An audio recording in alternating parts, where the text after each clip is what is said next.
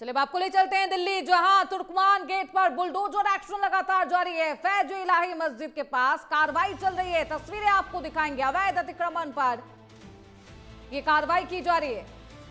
सख्त सुरक्षा के बीच एमसीडी की यह कार्रवाई।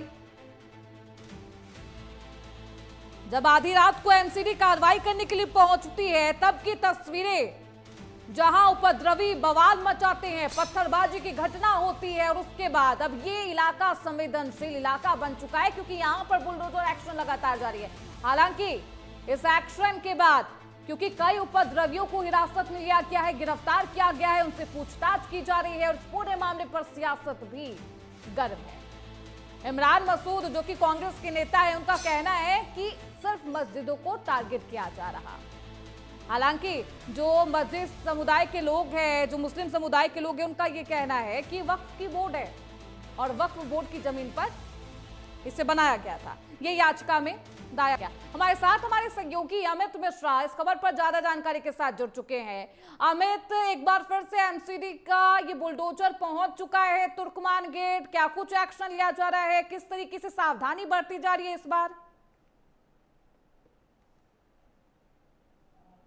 आपको बता दें कि जिस तरीके से तुर्कमान गेट पर जो है बुलडोजर की कार्रवाई शुरू हो गई है, क्योंकि जिस तरीके से बवाल हुआ था वहां पर एमसीडी की जो टीम है वो कार्रवाई करने गई थी, क्योंकि ये कोर्ट का आदेश था, कोर्ट के आदेश पर ही कार्रवाई चल रही थी। लेकिन वहां पर कुछ उपद्रवी जो है वो इकट्ठा होते हैं, पत्थरबाजी करना शुरू करते हैं, पुलिस पर बड़े बड़े जो ईंट के टुकड़े हैं वो फेंकना शुरू करते हैं और उसके बाद पुलिस को जो है वो बल प्रयोग करके उनको खदेड़ना पड़ता है। लेकिन इस दौरान इतना बवाल बढ़ चुका था कि उसकी सोशल मीडिया पे तस्वीरें जो है वो वायरल होना शुरू हो गई है, जिसमें अब एक यूट्यूबर की भी तलाश की जा रही है और ये खंगाला जा रहा है। आपको बता दें कि बुलडोजर की कार्रवाई तो चली रही है, लेकिन इसके साथ ही साथ जिन्होंने उपद्रव मचाया है उन पर भी कार्रवाई जो है वो शुरू हो गई है। जो कई टीमें बनाई गई है, सबको अलग अलग टास्क दिया गया है।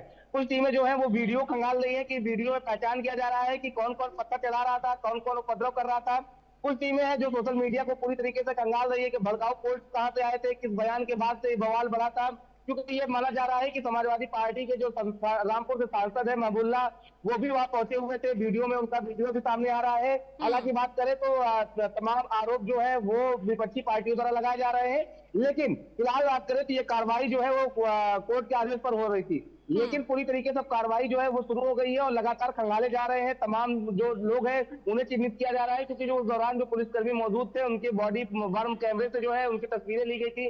उन तस्वीरों को पहचाना जा रहा है और उसके बाद बिल्कुल हमें देखिए, नदवी हैं, उन्हें बताया जा रहा है समाजवादी पार्टी के नेता भी हैं। दूसरी तरफ ये कहा जा रहा है इमाम है वो वहीं पर मौजूद थे जब ये एक्शन लिया गया, जब पथराव किया गया। कई ऐसे पोस्ट भी वायरल हुए हैं जिसमें भ्रामक जानकारियां फैलाई गई। ये कहा गया कि मस्जिद को ध्वस्त कर दिया जा रहा है क्योंकि कई लोगों की गिरफ्तारी हुई है, उपद्रवियों की गिरफ्तारी हुई है। कितने लोगों की गिरफ्तारी हुई है, उनसे क्या कुछ खुलासे हो रहे हैं, ये भी बताइए। क्या नदवी को पुलिस प्रशासन ने पूछताछ के लिए बुलाया है अमित? देखिए अभी फिलहाल उनको पूछताछ के लिए बुलाया नहीं गया है, लेकिन उनका वीडियो सोशल मीडिया पर पूरी तरीके से तैर रहा है और उस पर साफ तौर पर वो वहां मौजूद नजर आ रहे हैं जब बवाल हो रहा है, जिसके लोग जो है वो चिल्ला रहे हैं। उस दौरान का वीडियो है। लेकिन सबसे बात करें तो 5 लोगों को गिरफ्तार किया गया है और लगभग 50 से ज्यादा लोगों को चिन्हित किया गया है जो उस दौरान उस बवाल में मौजूद थे। और इससे ज्यादा अगर हम बात करें तो लगातार 2000 लोग से अधिक लोगों को ट्रेस किया जा रहा है। वो लोग जो वहां पर मौजूद थे, जो वीडियो में नजर आ रहे हैं, कोई ऊपर छत पर मौजूद था, कोई पत्थरबाजी कर रहा था, कोई गाड़ियों को पलटा रहा था, तो पूरी तरीके से वीडियो में जो है वो चिन्हित किए गए हैं और एक एक की कुंडली जो है वो अब पुलिस खंगाल रही है और इसी काम में पुलिस को लगाया गया है। लेकिन जो जिस कार्रवाई के लिए एमसीडी पहुंची हुई थी वो कार्रवाई भी शुरू हो गई है और बुलडोजर आप देखिए हमारे टीवी स्क्रीन पर साफ तौर पे हम दर्शकों को दिखा भी रहे हैं कि बुलडोजर की कार्रवाई जो है वो चल रहा है। पीला पंजा जो है वो चलता नजर आ रहा है और यही कार्रवाई करने एमसीडी गई थी जिस पर बवाल मचा था। तो जो पिछले दिनों 30 से ज्यादा बुलडोजर थे, एक बार फिर से बुलडोजर की कार्रवाई तुर्कमान गेट के पास होने लगी है। पूरा इलाका छावनी में तब्दील कर दिया गया है, पुलिस प्रशासन की भारी तैनाती है। बहुत शुक्रिया अमित आपका इन तमाम जानकारियों के लिए। तो वहीं दिल्ली में तुर्कमान हिंसा से जुड़ी बेहद अहम खबर। दिल्ली पुलिस को यूट्यूबर सलमान की तलाश है। सलमान पर लोगों को उकसाने का आरोप है। तुर्कमान गेट उपद्रव मामले में यह बेहद अहम कार्रवाई लगातार जारी है। तस्वीरें आपकी टीवी स्क्रीन पर। लोगों को उकसाता है, आक्रोश में पनपने लगता है। अब तक 5 उपद्रवियों को गिरफ्तार किया गया है। सीसीटीवी से करीब 30 पत्थरबाजों की पहचान हो चुकी है। हिंसा की जांच के लिए स्पेशल टीम का गठन किया गया है और सीसीटीवी फुटेज से पत्थरबाजों की पहचान हो रही है। फैज इलाही मस्जिद के पास पुलिस बल की तैनाती की गई है। भारी संख्या में पुलिस बल को तैनात किया गया है। सपा सांसद मोहिबुल्लाह नदवी से पूछताछ करेगी दिल्ली पुलिस, क्योंकि ये कहा जा रहा है कि जब ये हिंसा हुई, जब ये पत्थरबाजी की घटना हुई थी, तब नदवी वहीं पर उपस्थित थे, मौजूद थे। अब उनसे बेहद अहम पूछताछ की जाएगी। कई अहम खुलासे भी होने की संभावना है। तुर्कमान गेट गए थे सांसद मोहिबुल्लाह नदवी। सांसद मोहिबुल्लाह घटना के वक्त मौजूद थे और ये कहा जा रहा है कि इन तमाम लोगों को इकट्ठा सांसद ने ही किया है। रामपुर से समाजवादी पार्टी के सांसद हैं मोहिबुल्लाह नदवी। तस्वीरें आपको दिखा रहे हैं।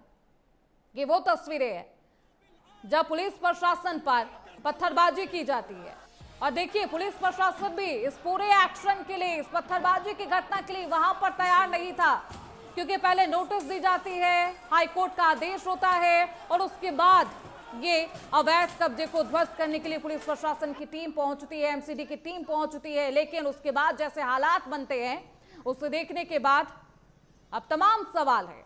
सवाल ये कि आखिरकार मास्टरमाइंड कौन है, कौन इन्हें उकसा रहा था। एक यूट्यूबर है जिसका नाम अब सामने आ रहा है, सलमान, जिसकी तलाश पुलिस प्रशासन कर रहा। ये अपनी इंफॉर्मेशन के मुताबिक दिल्ली में फैज इलाही मस्जिद के बाहर जो कार्रवाई हुई है और जो ये बताया जा रहा है कि उस सिलसिले में कोर्ट का ऑर्डर है, तो बेहतर तरीका यही था कि पहले जो भी कंसर्न्ड पार्टीज़ हैं उनको एडमिनिस्ट्रेशन को बैठा करके उनसे बातचीत करने के बाद जो भी कानूनी रास्ता है और जो भी कोर्ट का ऑर्डर है उसको पुरअमन तरीके से अमली जामा पहनाना चाहिए था।